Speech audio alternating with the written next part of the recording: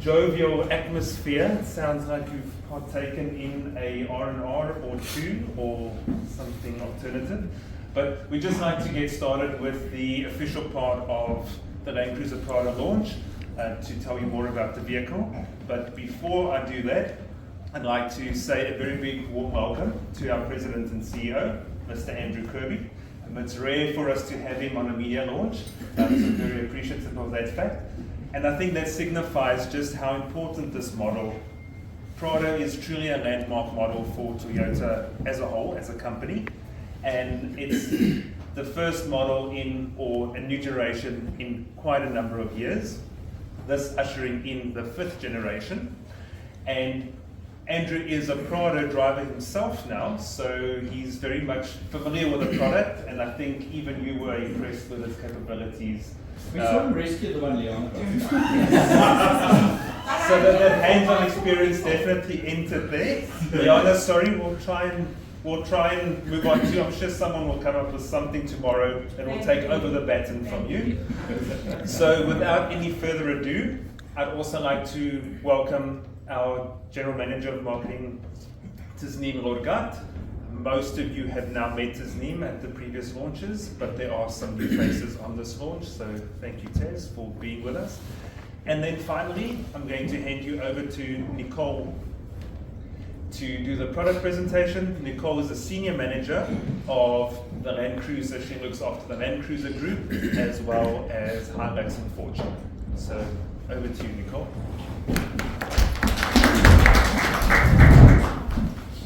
Thank you very much, everybody. I think we have a bit of a competition in the office. I think I've decided it's the most important product for the year. Yes. My colleagues that do Star Cross will tell you differently, but please don't be swayed by them. This is much better.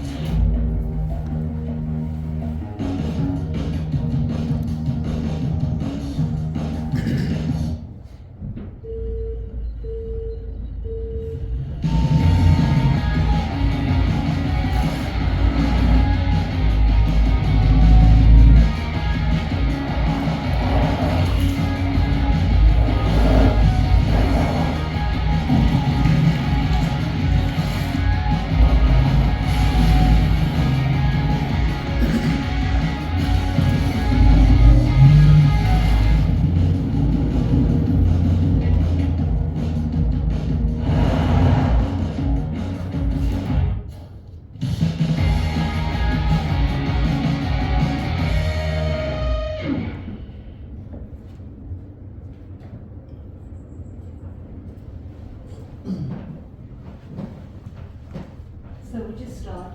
So the new generation Prado takes its roots from the BJ40 from the 1960s. So they've worked on an evolutionary design work and taken Prado more to a basic off-roading vehicle compared to, I think, a more luxurious space that it's been in, and it just fits in with the Land Cruiser family and where it's going. So if we look at the agenda for today, we look at the market background and the trends and where we come from, the design and the lineup, new generation change points, technical specification and safety, and then on to just the final one, pricing and the TV campaign. So on this, we look at the heritage and history of the Land Cruiser range, the role that the Prado plays within that lineup, market analysis, and our current or previous generation customer and competitor. So if you look at our Land Cruiser story, starting back at 1951 with the BJ40 series, and then how it's evolved along in the years, and where we find ourselves now with Land Cruiser 300 as our overarching halo model for not only the Land Cruiser brand but the Toyota brand as well. Next in line, the Land Cruiser Prado, and then the workhorse of the family, the Land Cruiser 70 series, and I think most of you attended or have driven the model from earlier this year. If we look at where Prado itself fits in, it is part of Land Cruiser, it is a station wagon, and believe it or not, after the little bit that you've experienced today, it is considered the light duty model of the family. If we look at the market analysis, we see that the large SUV has stabilized in about the 4 to 5% of the market, being pushed up by the medium and D segment of the market, just all those 7-seaters coming through, but very stable right at the top end of the market before you get to the full size that Land Cruiser 300 is in. This is very interesting to us. This is how the car has ended last year. So at the very end of its model life, second last year attaining the highest share. So that just talks to the support that the brand has. And then ending at 18%, just one below the market leader of the Land Rover Discovery. That was only possible due to our run-out strategy. So if we'd maintained our volume, we would have probably ended the generation on a high. So the outgoing model, what we're looking at, the age group 35 to 60-year-olds, committed with or without children, with 3 derivatives in the lineup: TX, which is the price leader, the VX, which is an off-road focus model, and then the high-grade on-road model, the VXL.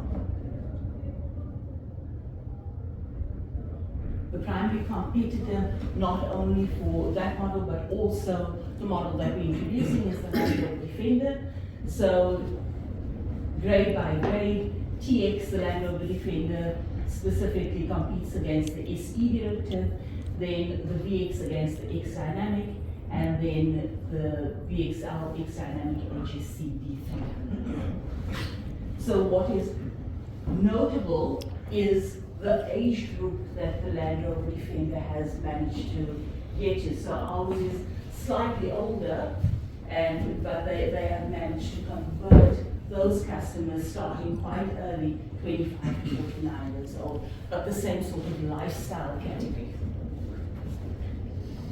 If we look at the design concept and the model changes of our new generation model,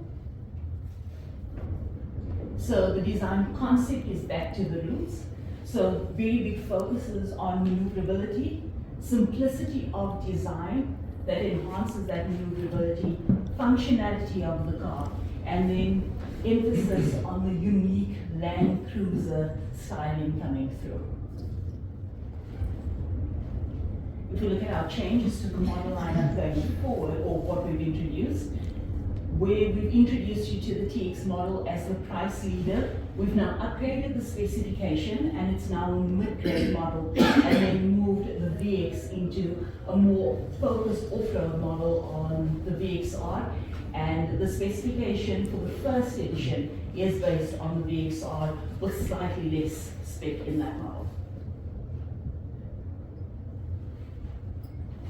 So our target customer, what we are trying to emulate as well with the revised lineup, is to reach that lower age group customer, so an earlier entry into the brand without alienating our support base that we've established over these years. We just go on to our introduction. When everyone saw our proposal, they were equally unwavering. Let's do it. Ladies and gentlemen, the new soul of Land Cruiser.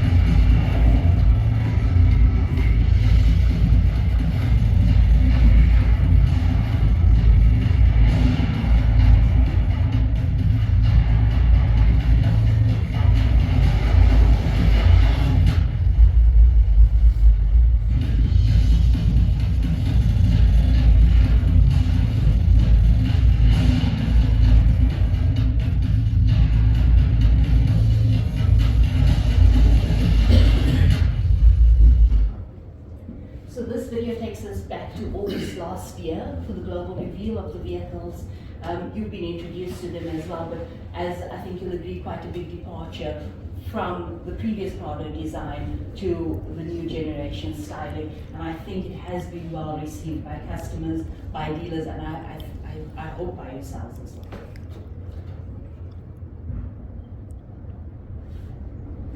Look at just the differences between them.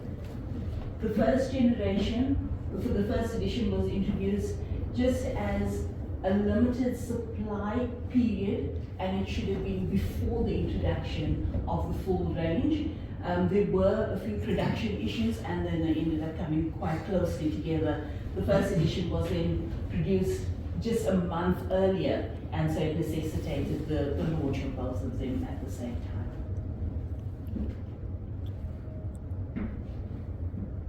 We just go on to the visual differences from the exterior. So most notably the circular headlights that is only available on the first edition. Then going on to the rectangular headlights of the full introduction model. A slight change in the mud guards and the wheels, very slight in the wheels, and then the bi-interior exterior option that's only available on the first edition. Just on the first edition itself, we had to make a choice between getting that sand color or smoky blue, and I think you'll see quite a few of the US introductions introduce the smoky blue, but given our market's love for sand beige on the IMV range, our decision was quite easy to stick with that color.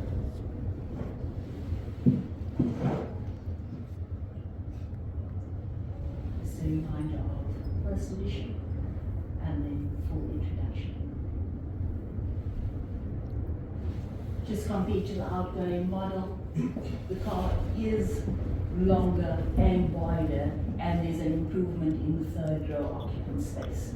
So even without the seats up, you can see the boot space is quite substantial.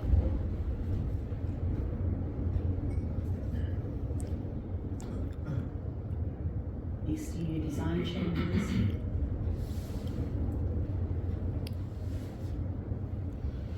So the front view, a whole redesigned grille. And we know that the lights have gotten bigger on other models over the years, quite intrusive, but the narrower lights fitting in with the body was designed that way intentionally to facilitate your off-roading purposes, so you don't hinder any functionality of the headlights or then accidentally harm them. So they brought in quite close to the body. Just the side changes. So what the chief engineer explained to us is that all around the car has maximized your viewing area. So the outline is slightly lower. If you look out the windscreen, the A-pillars don't hinder your view at all. So you have a full view of what you're seeing in front of you. So designed quite intentionally for the driver.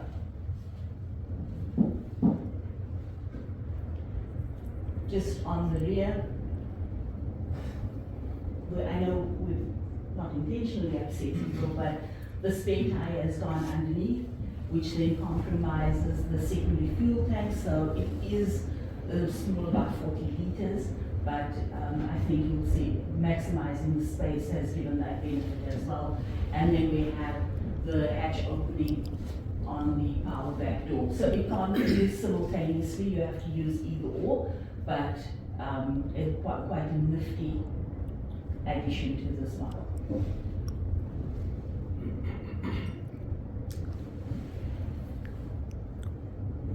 So just exterior differences, if you look at the TX model versus the VXR, so visually the TX and the VXR has got all high gloss black exterior mirror covers as well as door handles, where your TX is all body color, so you can see them immediately. And then there is a difference in the wheel design. They are both black, but there is a slight difference on them, on that design itself. If we look at the headlight changes, so the VXR with the bi-LED rounded headlights, the first edition, the VXR itself, rectangular headlights with the projector LED headlamp, and then the TX with the reflector LED headlamp. The VXR first edition and the VXR itself, their headlights are interchangeable, but they cannot be changed with the TX because of the functionality difference. And then all the rear lights are all common on all three derivatives. That's what I was alluding to on the wheel design. So almost a bit of a square or three-spoke, and then slightly more straight on the VXR wheel. There's a slight gloss to the TX design, but the VXR isn't totally matte. Okay, but both black 18-inch.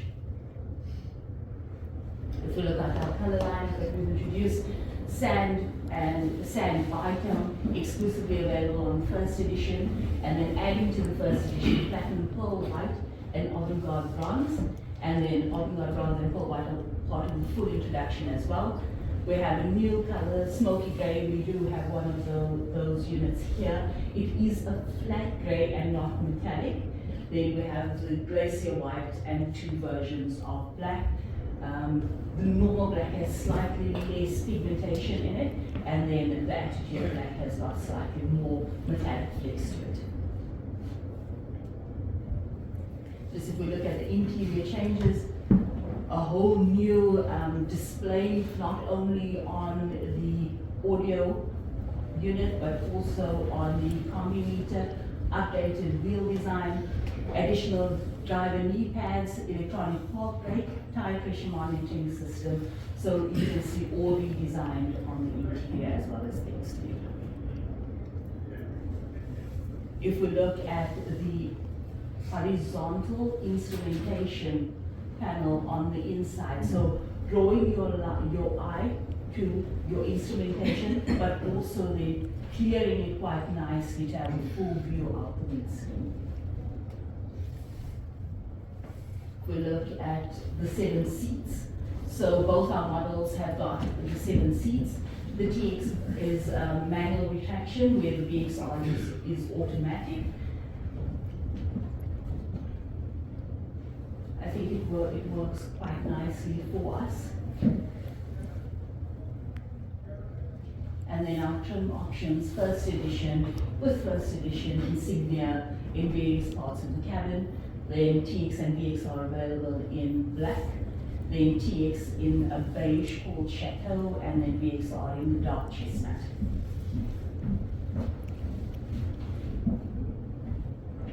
Additional comfort and convenience, so additional multi-connector outlets, wireless charger, tire pressure monitoring system, and then the fridge in the center console box of the VXR models. We just look at the technical changes. So all built on the TNGA F1 platform that it shares with Land Cruiser 300, 50% increase in frame rigidity and 30% increase in overall rigidity of the vehicle. So just an overview of the front and rear suspension. So high mount double wishbone in front and trailing link axle in the rear. So on the VXR, we have a new suspension that is seen on the Tacoma, but this is newly introduced, the stabilizer disconnect mechanism, and that gives you better wheel articulation. The TX is still available with a version of the KDSS system.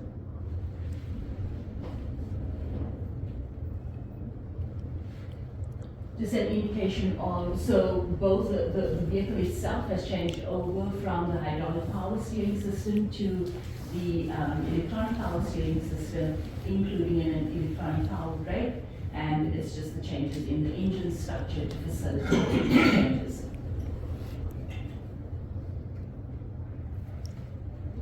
We go just a view from the drivetrain with those changes in mind, as well as the introduction of the pairing of what we know on the 1GE engine with the 8-speed automatic transmission.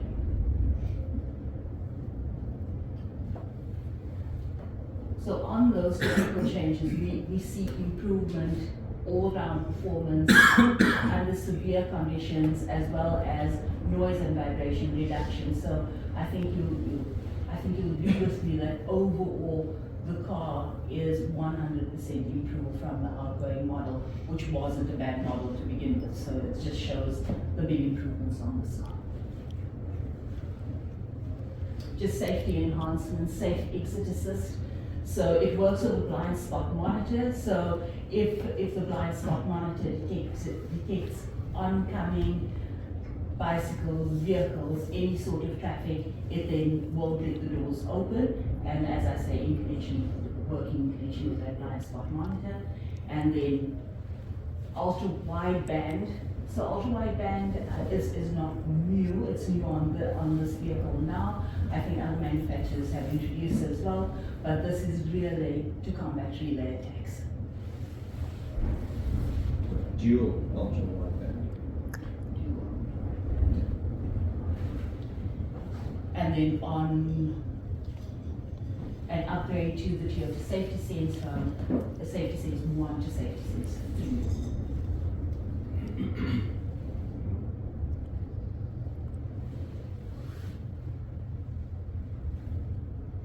If we look at so this is very small. But we just wanted to give you a view of the difference in specification. We will also be sharing a mobile size presentation with you to facilitate your drive tomorrow, so you can have a quick reference guide, but we're also here to answer any questions that you may have. It is quite a bit of specification that has been added, I think, across the range, just to keep up with where that segment has moved to. And then that is just the lineup on pricing.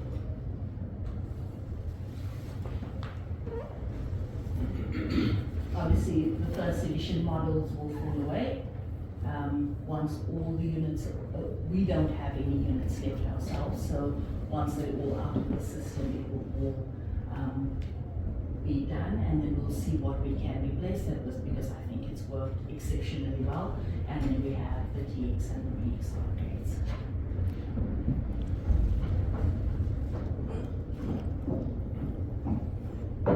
So we know release has come and gone. We had an excellent first month, and here's the TV ad.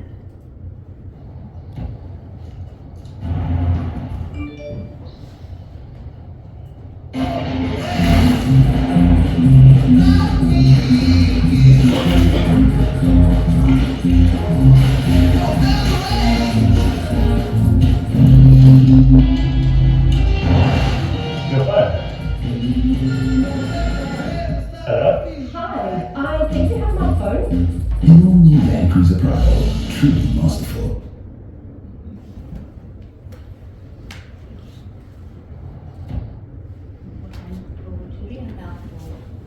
Thank you, Nicole.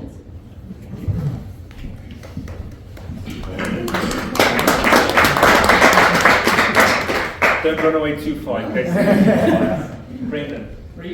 Just out of the gate, you pick Defender as its nearest competitor. Are there any air suspension options on Prado? Nicole, I'll let you take this one. No, there was the luxury model. We elected not to take that model, and the variation was 20-inch wheels and air suspension compared to the VXR edition. Cool. And also globally, there's no side opening door, spare wheel move, long range tanks available, not globally available. There's been a fundamental design change for this one. Thank you. What is the capacity on the 110 litres on 110, the so tank. 80 plus 30. Is the 8-speeder, I see it says Toyota developed gearbox, is that solely developed by Toyota, or was it like an ASIN or ZF? It will most likely be an ASIN. It's not ZF 8HP. Toyota has elected to still keep with their own transmission manufacturing, so it will be ASIN. most likely an ASIN transmission. Sure. Thanks for the introduction of a hybrid, since you know with 48 volt mild hybrid in the Hilux with that engine, and possibility of the petrol engine in the Tacoma 2.4. Okay, so that's a two-part answer. Nicole, feel free to jump in if I get any of this wrong. But so yes, it is under future study for hybrid inclusion. At the moment, this is the singular powertrain that was on offer for us as a right-hand drive market. We do, however, have our hand up for hybrid derivatives, whether that be 48 volt 2.8 1GT execution or the petrol hybrid. Definitely the market is expanding in that direction, and especially if you factor in the Defender competitor set, where what their engine range is. So we would love to introduce that. So yes, it's in the future. And lastly, on that as well, no plans to go back to 6-cylinder going the 3.5 litre that's available in the Lexus GX. No plans for that. So I think the strategy here is to that's one of the differentiating factors between GX and Prado. GX, as you know, has adopted that engine, whereas Prado keeps with the 2.8 diesel and potentially the hybrid petrol in the future as a differentiating factor, and also different usage conditions. Hey. Quick one, just to follow on. Traditionally, Prado's had the petrol engine. I know that regionally other countries in Africa are getting Prado with the petrol engine. I'm assuming you guys opted not to take that that's a 2.7. Have you opted not to take that? And if so, why? I'll answer that. So the 2.7 is available, only available with what they're terming the UN grade vehicle. So it's a base specification vehicle with cloth seats, and we didn't deem that appropriate for where Prado is positioned within our market. Our market, as you know, is also very performance and power focused, so we didn't feel that aligned with the new one. Spec-wise, are you offering sunroof or not? On VXR? On VXR. Standard on VXR. With those round headlights, are they options? Can you get them after first edition goes away? Can I spec round headlights on my VX? No, you won't be able to spec them, but they are available as a part. So in theory you could change them, but you can't spec a VXR with round headlights. Okay, but you can just have it from a dealer at 95,000 rand.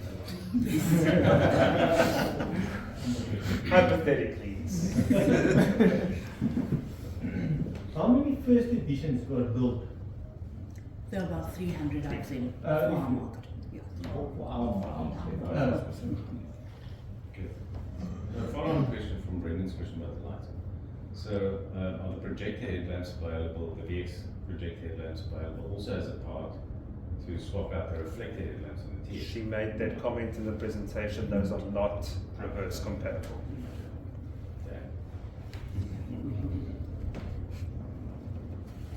Shop, sorry.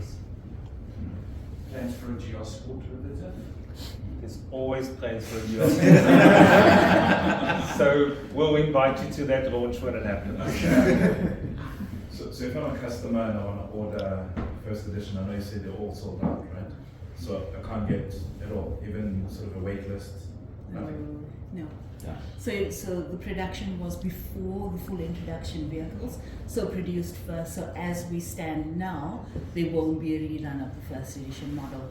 Whether that changes in the future, I can't tell you, but today we don't have that anymore. Then this will be the second edition. Absolutely. So Edward, there might still be dealers with stock. When Nicole made the comment to say we don't have any in central stock as Toyota South Africa, we don't have any more stock of those models, but potentially there are dealers that have dealer stock still of the first edition. But don't you have that intelligence to sort of say dealer X in Cape Town has got so much? Because, you know, it might be a bit of a conflict message to readers and customers out there, you know, just to say dealers in KZN still have stock or not. Fair point. We can check that, and we'll get back to you during the course of tomorrow with our planning division and where they currently sit. I mean, we can safely say that all of the vehicles already have customers' names against them. Whether they cancel orders, or obviously we can't sell that. But right now, every vehicle is already linked to a customer. Sorry, I know you mentioned, I think you mentioned this in your presentation. That smoky blue color. Yes. Sorry, please repeat what you said, because I thought it was specific to first edition. It's a first edition color, Is it so only a first edition? only a first edition color. So when you see it in other markets, they've elected to take the smoky blue as opposed to the sand that we've elected to take. Gotcha. And Okay, then so it it's will not also- available on the other. No, and then it would also be available in Bytown. I like the color of it. Service plans, service intervals? 10,000. 4 year, So- sorry, 10 year, 10,000, 9 services. 10,000? 9 services. Yeah, so 10,000 service interval, Okay. same as the current. Locally, ours an EU how much? So if you drive here in Mozambique or you end up in Zim or Botswana, Euro 5. Euro 2. Euro 2 Euro on 2. these. So it might, but at Euro 2 you'll be fine. Even Euro if 2 you use is quite high horrible sulfur. diesel, you'd be fine. Yeah, Euro 2 is high sulfur compatible. Anything Euro 5 and upwards is not. Tando. Placement of this car in terms of market. Defender is your obvious competitor, but I'm struggling to understand the character of your target market, in the sense that the one you had before has obviously grown, and that's your core market. But now this new one that's coming through, your 35-year-olds are now 40 or above. What are the influencing factors, the things that make them decide, I want to go for this and not a Defender? Reliability. Getting there and getting home. Even with something like that, your reliability, social currency, what's a person's position on social currency? So it is a market that we're trying to expand into, but also you can't ignore the fact that we do have better resale value.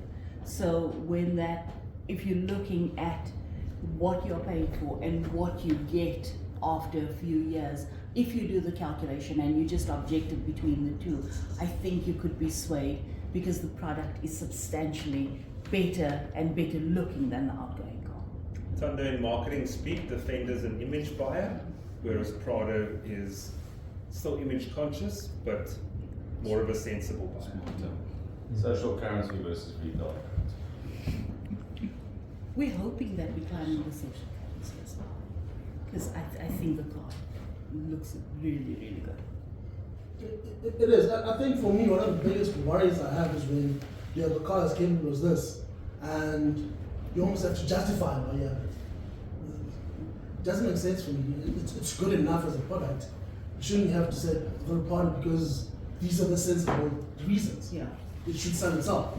When I drive a Defender, for example, there isn't a lot of justifying that I have to do. Yeah. So as we see now, we don't have any cars standing around. They are gone. But that doesn't stop us from wanting to expand that market even further, expand the reach of the car even further. So 690 buyers didn't need to justify themselves last month. So, the car's already been very well received, and potentially those numbers, because those are significantly around 4 to 5 times more than what was the going rate on Prado before. So potentially we have already appealed to a newer, broader audience. 690. So that was my next question. Was obviously it's a really big departure from previous Prado and previous products before, just in terms of design evolution. Of those 690, I don't know if you have this or know this, but do you know how many of those are jumping out of old Prados into this one? Like I'm trying to get the sense of what's a current Prado customer feeling about the new Prado. We don't have that data. No. But following just Prado customer groups, it is quite it. What we've seen in the Land Cruiser research as a whole is they are fiercely loyal customers. And you cannot twist their arm into an alternative product. They are loyal through and through whether it's a 300, a 70, a Prado. Reed, just checking something here. When last have you checked pricing on the Defender? In Nicole's presentation, It's like 900,000 rand more. So depending they on have which quite model, of course, a you're looking wide at. scale, yes, yeah. And I think it becomes tricky as you add the optional packages, which takes it quite a bit high, even further. So 600 was obviously 600 and odd was obviously cars you banked, and you'd had a lot of people put their names down, like you usually do on 300 or 200 before it, and on Prado before it. You're going to manage this at, let's say, 200, 300 units and roughly a 90-day waiting list-ish kind of thing. Your numbers are correct, Andrew. Does that sound? Not the 90 days. Our pure demand is between 450 and 500 rand. That's right. We have difficulty because the global demand for this vehicle is enormous. Okay.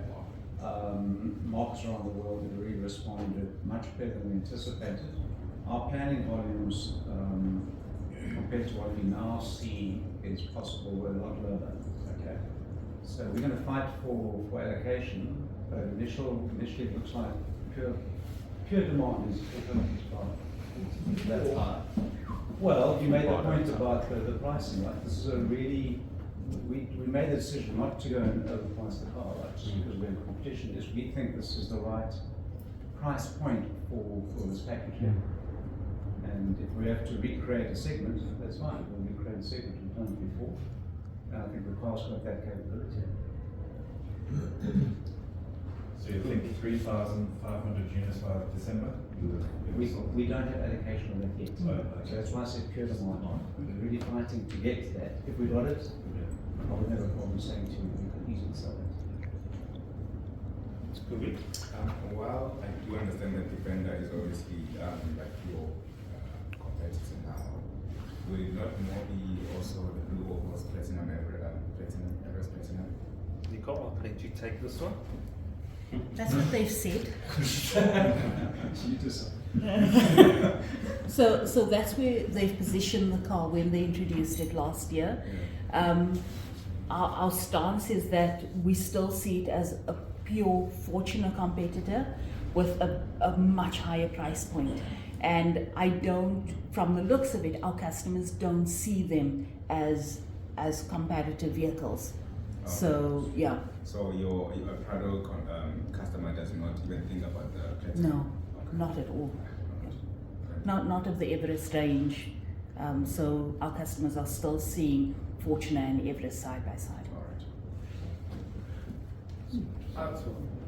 So I'm glad you asked that question, because I was actually going to ask something along similar lines. It's like, obviously, like very heavily like focused on Defender as a competitor, but like, is there anyone else? Like, is there any like German competitors? Or I'm just like curious, you know, because if not, you actually find yourself like in a very fortunate position where you have one competitor who's obviously way more expensive. So it's good and bad. So we try and level that playing field to see how we can improve and where we can go to.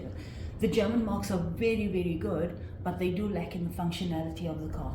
And then that makes it a very limited exercise when trying to put them side by side. With the exception of GLS, they are all on-road focused.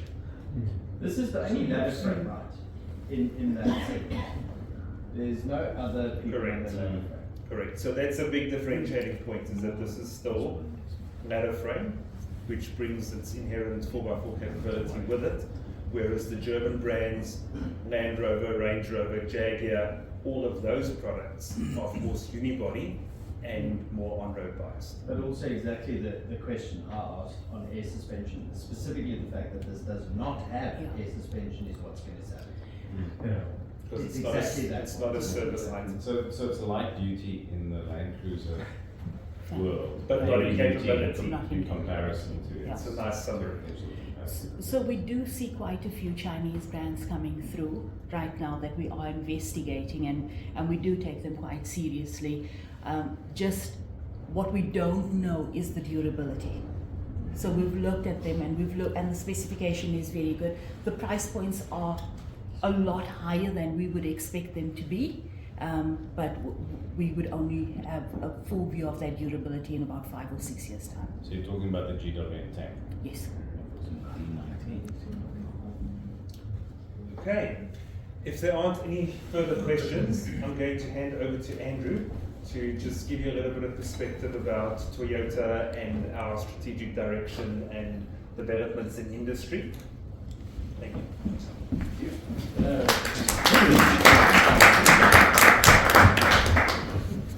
don't know if this time of night if you're interested in that. I think maybe what I'd like to do this evening is just to touch on the big topic of discussion, which is transition to new energy vehicles. It's a big issue for us as a country, it's a big issue for us as the automotive sector. I want to touch on a few points, maybe that'll stimulate a bit of discussion, and if you want me to touch on anything else, I'm really open to doing that. And this might also trigger a few thoughts in terms of what you want to ask me about tomorrow. So there's been a very interesting period in 2024 because we've seen quite a few changes with new energy vehicles. We've seen big markets like China, Europe, and America pull back a little bit on battery electric vehicle sales, also pulling back on production and some overcapacity issues. We've seen announcements of new investments into internal combustion engines. And we've seen a lot of concern around the business case for pure battery electric vehicles. So I thought tonight I'll just touch a little bit about where we are as to what we see the roadmap being towards new energy vehicles.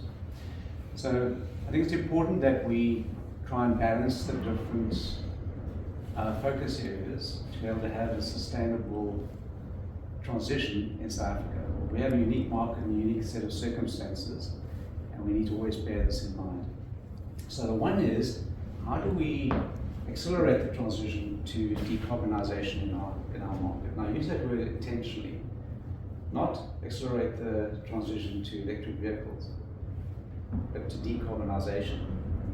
How do we do that in a sustainable way and in a responsible way? So that's the one aspect that we have to bear in mind. The other aspect is, how do we continue to attract new investment into local manufacturing? And this is really important, especially during a time when we have a lot of step changes in technology. And the third one is, how do we sustain and grow our export volumes? And to do that, we'll have to transition to new energy vehicles because the markets that we export to predominantly are driving that change towards specifically electrified vehicles. Now you might say, well, okay, that's fine. You've got a business to run, but for South African consumers, it's not really important. But it's not really true because for South African consumers, if we were to only focus on looking at what we would sell in South Africa and become an import replacement market, for example, bring in all the latest technologies, that could create quite a big problem for us because number one, the motor industry contributes 5.3% GDP to the economy. It's enormous, right? The majority of it is from the manufacturing base. So if we didn't invest in strengthening our footprint, we'd lose a significant number of jobs. We'd lose the skills. But actually, because of the way the dynamic works between local manufacturing and selling imported vehicles prices would go up. So South African customers would end up bearing the brunt of only looking at how we transition the South African market. So we have to do it in a sensible way where we continue to invest in local manufacturing, continue to find ways to export and transition the local market. So it's a complex situation for us. The chief technology officer for Toyota Global is Dr. Pratt, and he said, he's a scientist. He said you can't predict the pace of technology. You can understand the direction it's going, but you don't know when those step changes are going to happen.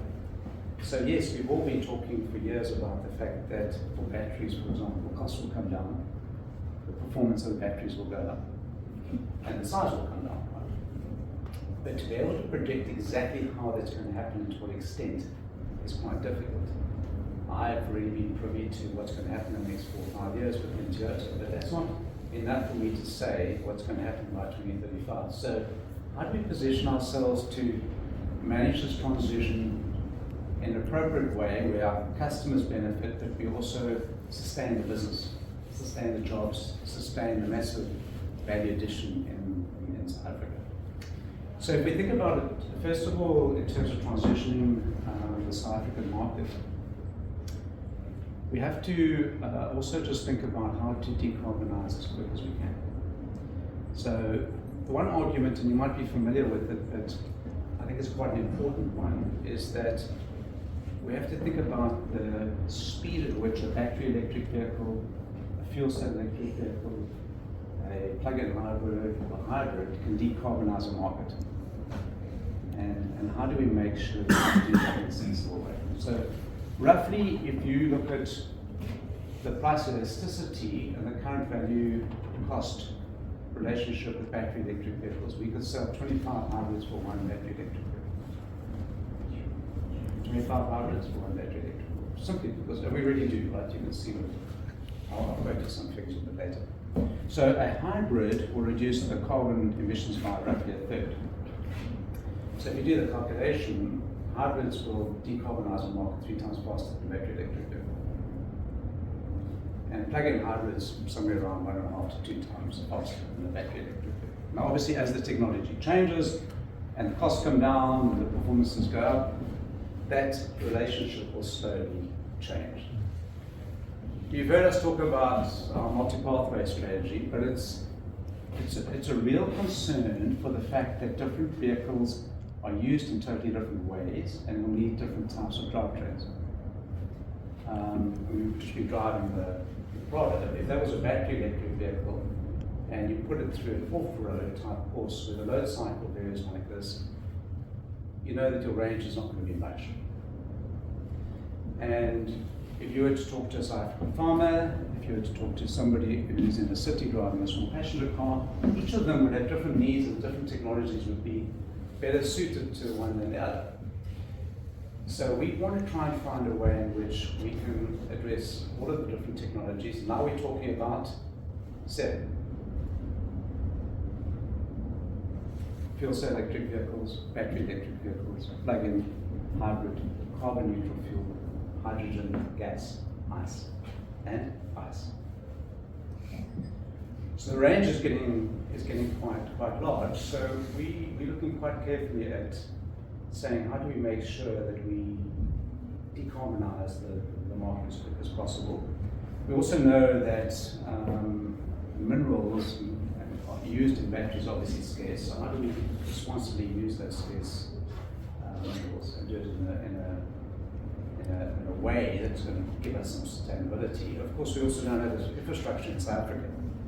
So what we have in South Africa is we have the green paper that was published where South African government said that they would introduce regulations to try and stimulate the transition. But unfortunately, they've only basically talked to the tip of the iceberg. So I want to give you a figure. We have forecasted that by 2030, we will not sell more than 8% of our total sales in the South Africa that will be battery electric vehicles. 15% could be new energy vehicles, but only 8% battery electric. So as we transition, we need to make sure we don't just focus on regulations that support transition manufacturing of battery electric vehicles. We need to look at that whole new energy vehicle gambit, because that's where our scale and our volume is going to come from, and that's what's going to help us to make that transition to the future. So it's quite a big challenge for us. We are definitely looking at increasing our investments into new energy vehicles. If you look at all new energy vehicles sold in 2023, the volume came from us. 45% of all new energy vehicles were either Toyota or Lexus. Sold in South Africa, right? So we're by far the leading brands in terms of transitioning to new energy vehicles. But you've already heard us announce that we're going to be bringing in our first battery electric Toyota, which will be BZ4X. We're going to bring our second Lexus, which will be the RZ. So we did announce that next year. Next month we'll invite you to the plug-in hybrid event, and later on we'll be launching more plug-in hybrids. So we're also going to look at investments in South Africa, probably to low volume new energy vehicles, and hopefully we'll be able to expand that over time. But I just want to give you some perspective as to how we're thinking about this and how we're trying to balance those three focal areas: local market, investments in manufacturing, and how do we retain our exports. We have made an announcement that we will be investing in the next generation of internal combustion engines. You may have seen that. We're not alone. Another one of the OEM brands made some of the announcement recently. And that will be a full pot. But these will be the next generation of internal combustion engines that you can pair with hybrids or plug-in hybrids. But they're also going to be able to be more capable of managing carbon neutral hydrogen gas as a fuel component, not just our fuel. So I think that tells you a little bit about what the future holds. There's no singular solution. It's not that we're suddenly all going to be driving battery electric vehicles. I think this is going to be an interesting transition for us, and we have to think carefully about how we manage it, and also make sure that we don't become isolated as a country. We don't end up falling behind where the rest of the world's going, but we don't end up being disconnected from the supply chain point of view, and also make sure that our customers get the best benefit that they can. One of the reasons that Prado is so successful is because we have such a big local manufacturing base in South Africa, even though it's imported there. And I think for many people they miss that link. It's quite an important business link that we need to make sure that we'll remember. So those are just a few thoughts, and I hope that stimulates some conversation. Andrew, in my mind, it is unlikely that South Africa would get involved in all 7 fields. You would likely see where your demand came from. Let's say your largest demand export is the UK, and UK is heading down hydrogen alley, and you would then hedge your bets and say, we need to produce hydrogen locally into Hilux to export because that's 60% of our volume. Is that along the right train of thought, or is it likely that you would have capability to do all 7 at all the plants globally, because then the infrastructure would be absolutely insane? Look, it's an interesting question and an interesting discussion. So the first point is that it's unlikely we would do all of the technologies right.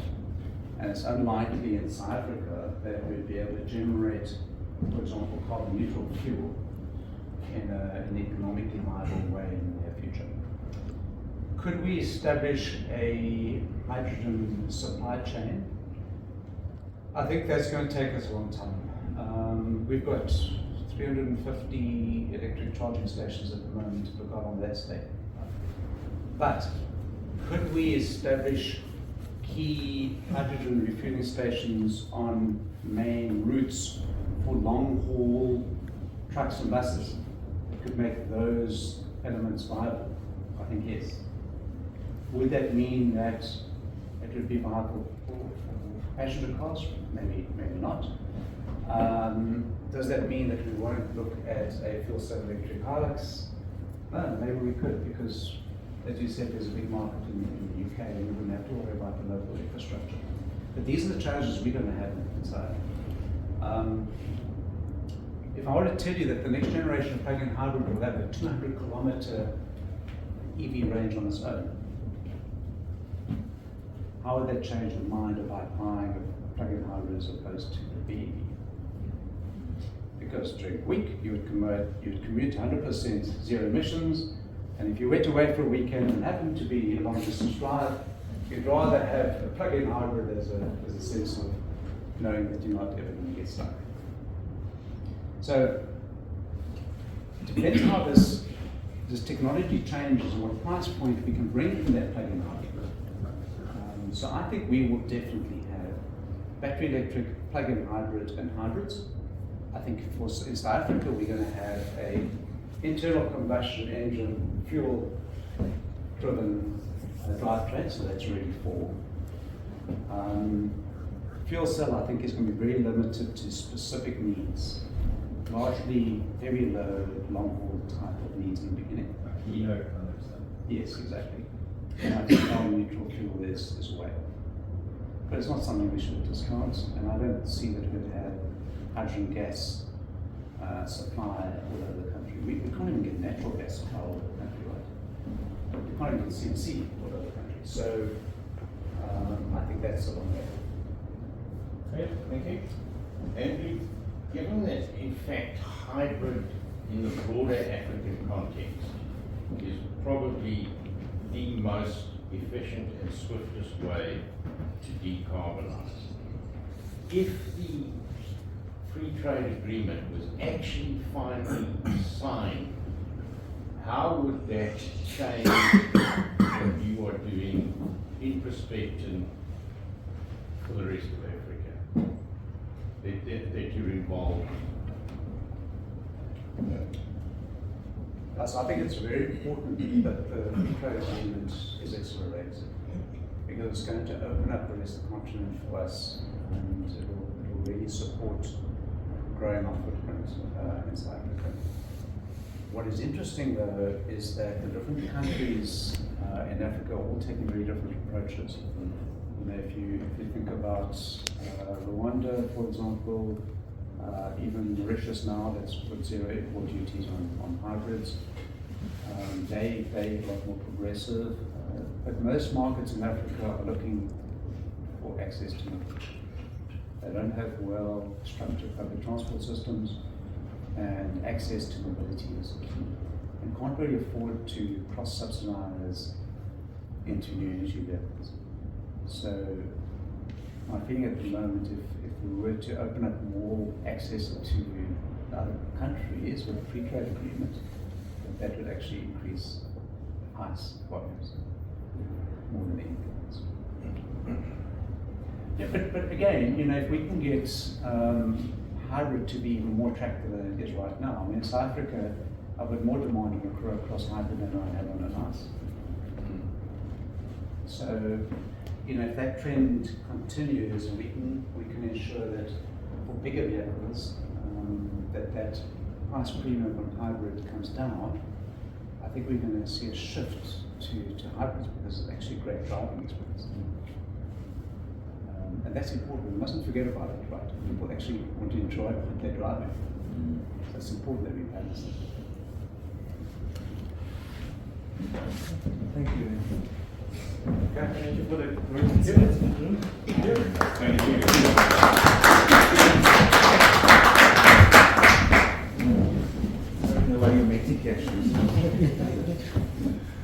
Many thanks again to Nicole and Rian for handling the first session of this evening. And one looks tired. It's been a long day. Yeah. So the copy of the presentation PDF form will be shared with everyone tomorrow, together with the press release and images. And Nicole promised that you need a mobile ready kind of format for that, and I'll share that with you as well tomorrow. And without wasting any time, I think dinner is almost ready.